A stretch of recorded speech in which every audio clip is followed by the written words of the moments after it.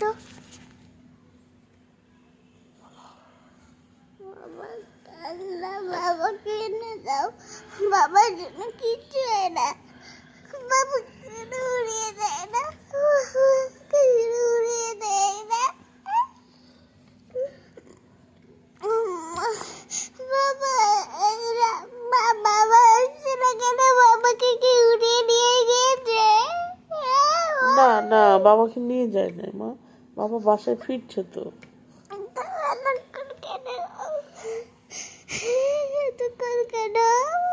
আসবে আসবে, বাবা ফোন দিয়ে যাচ্ছে না কেন?